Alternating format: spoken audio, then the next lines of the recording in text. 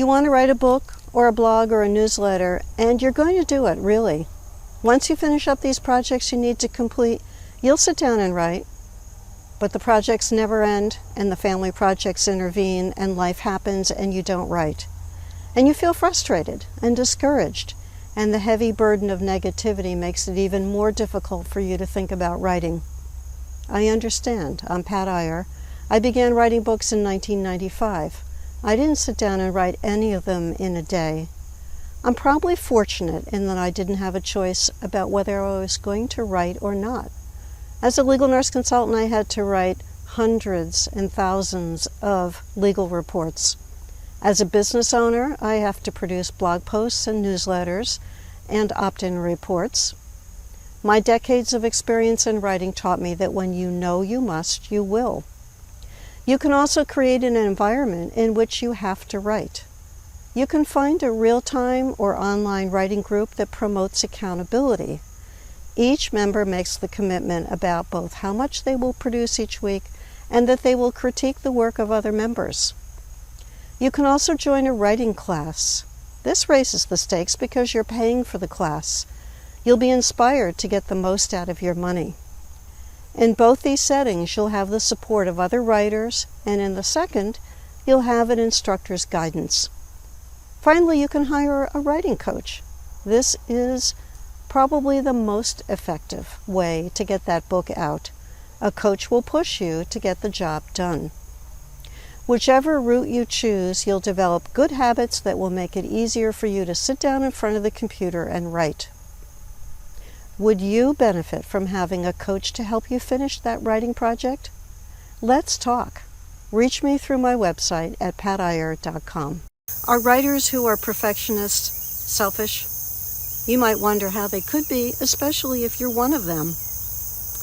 You know that you want your writing to be as good as it possibly can be. Surely selfishness would mean turning out an inferior product full of typos and other errors that would be painful to read. Don't you try to be considerate of your readers? Maybe this story will change your mind. A few years ago, a man hired me to edit his book. In the process of this work, we got all the way through his book, and he was happy with all but the last 2 chapters. They weren't good enough for him. He did some more writing. I did some more rewriting. He said, "These chapters, they're just not good enough. I can't release this book." I said to him, "Look, only 1 out of 5 people who picks up your book is going to even read those last 2 chapters that you're laboring over. This is a real percentage, folks." The book was finished, except for those last 2 chapters, in early 2019. As of the day I record this video, he has still not finished his book. I'm recording this in 2020, towards the end of the year. The content of the book could have given huge value and support to his target audience, who really needs his insights and his information. Imagine how many people he could have helped during the time he lingers over those 2 chapters. How many people missed his message because he couldn't let go? I call that selfish, because he allowed his ego to be more important than the audience he wanted to help. If you have a book inside you that could help people, don't wait until it's perfect to publish it. Write it and release it. And if you hire an editor, listen to her. Are you sitting on a book not ready to release it? Are you wondering if it's good enough? Are you wanting to fiddle with it some more to make it perfect? Use the contact form on patiyer.com to request a call with me. Let's see what we can do together to get you unstuck.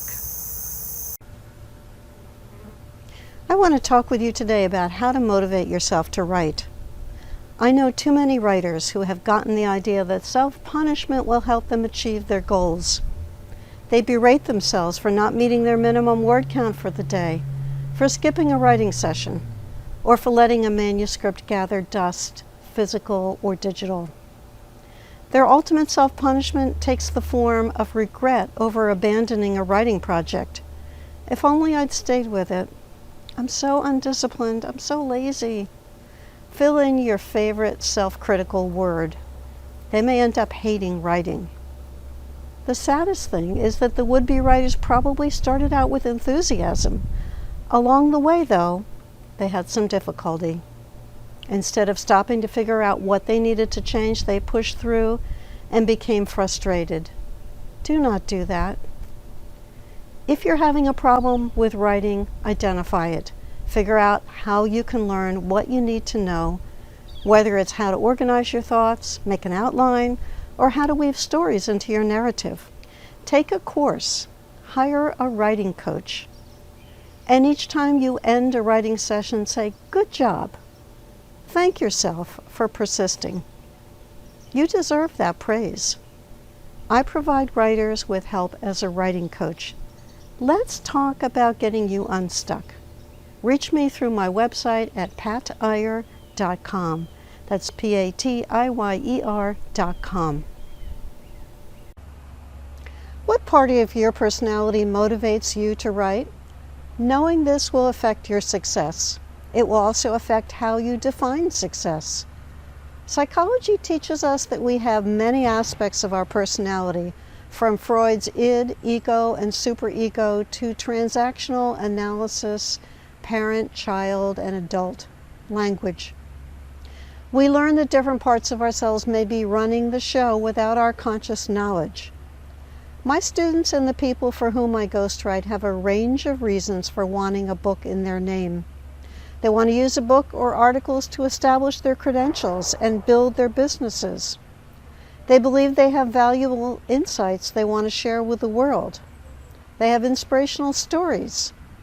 They've always felt an urge to express their creativity through writing, and now's the time. They want to help others. These reasons express both a practical focus and a generous spirit, but sometimes other goals motivate would-be writers. Is this you? You want to be important. You want to write a best-selling book. You want people to be impressed with you. You want to make a lot of money. It's a challenge to make a lot of money with a book or write a best-selling book. If that's your measure of success, think in broader terms.